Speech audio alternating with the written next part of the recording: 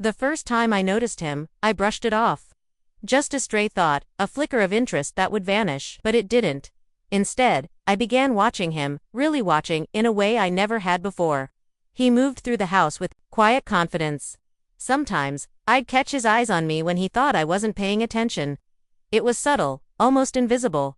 But once I saw it, I couldn't unsee it. And worse, I didn't look away. It started with little moments. He'd hover in the kitchen as I made coffee, leaning against the counter with that infuriating smirk, silently watching me. He never said anything explicit, but the air between us felt charged, thick with something unsaid. Something dangerous. One evening, my husband called to say he'd be working late again. I told myself I should be used to it by now. I hung up, swallowing the now familiar ache of disappointment. "You don't seem surprised," he said from the doorway. I hadn't noticed him standing there. "I'm not," I replied. "Work always comes first." He studied me for a while, then smirked. "That's a shame." There was something in his tone that wasn't pity. It was something else. Something that made my chest tighten. "You shouldn't talk like that," I told him. "Like what?" he asked, stepping closer, eyes locked on mine. Like I noticed things. I tried to look away. I should have, but I didn't. "This isn't funny," I said. "Who said I was joking?" I turned away, gripping the edge of the counter. I had to shut this down before it became something real. "You should go out tonight. See your friends." He didn't flinch. "I'm having fun right here." I froze. He wasn't just teasing. He was pushing, testing how far I'd let it go. When I didn't respond, he chuckled quietly. "Just so you know," he said, voice serious now, "I don't think I want to stop." I should have told him to leave.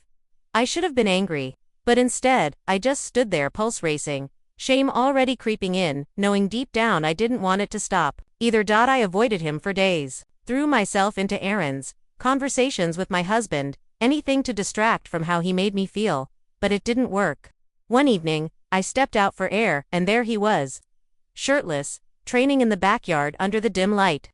I should have turned around. But I didn't. He moved like he knew I was watching. Slowed down, stretched deliberately, showing off without saying a word. When he turned and caught my gaze, he smiled. "You don't have to hide," he said. "I'm not hiding," I replied weakly. "Then why do you keep running? This isn't a game." "Never said it was. But I think you're lying to yourself." I should have walked away. But I couldn't. Maybe it was the loneliness. Maybe it was how he looked at me, like I was more than just someone's neglected wife. "Stop," I whispered. It wasn't a command. It was a plea. He reached for my hand, brushing his fingers against mine. My breath caught. I should have pulled back, but I didn't. "You feel it too," he said softly. A rumble of thunder broke the silence. Rain began to fall. "This can't happen," I whispered. He didn't argue. He didn't have to. The look in his eyes said everything it already had. I went inside, heart pounding, hand trembling. I pressed my fingers to my lips, still feeling the ghost of his touch.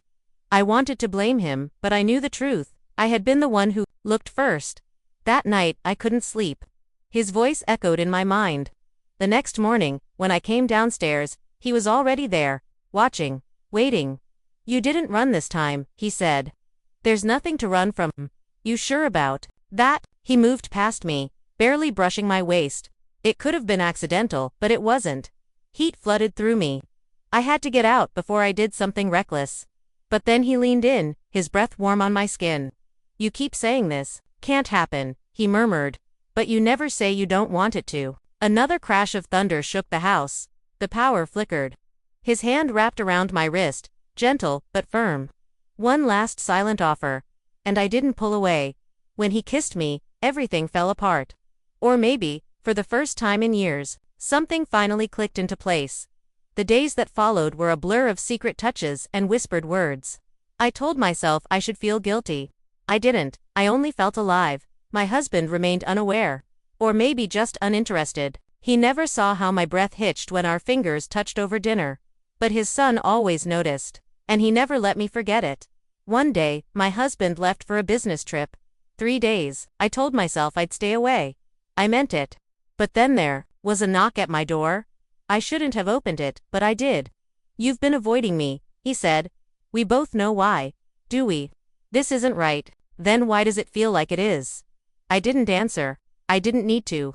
When he reached for me, I didn't stop him. The next morning, I woke before him. I got dressed in silence, trying to process the weight of what we'd done. I stepped into the hallway and froze. My husband stood at the bottom of the stairs, suitcase in hand. He wasn't supposed to be home yet. He looked at me, then at the bedroom door behind me. He didn't say anything at first. Then finally, I thought so. He walked away, no yelling, no confrontation, just silence. And somehow, that hurt more. Later, I found him in his study, a glass of whiskey in hand. "How long?" he asked without turning around. "It doesn't matter." He laughed bitterly. "No, I suppose it doesn't." Then he looked at me. "Do you love him?" I didn't know what to say. The fact I had to think about it said everything. He walked past me without another word. By the next morning, he was gone. No note. No goodbye. The house felt colder. A week passed. My stepson and I barely spoke. But one night, I found him in the kitchen. "What happens now?" I asked. He looked at me, eyes guarded. "I don't know." It was the first honest thing either of us had said in a long time. We stood there in silence. Then, slowly, he reached for my hand. And I let him despite the wreckage. Despite the guilt. Despite everything. I still couldn't walk away.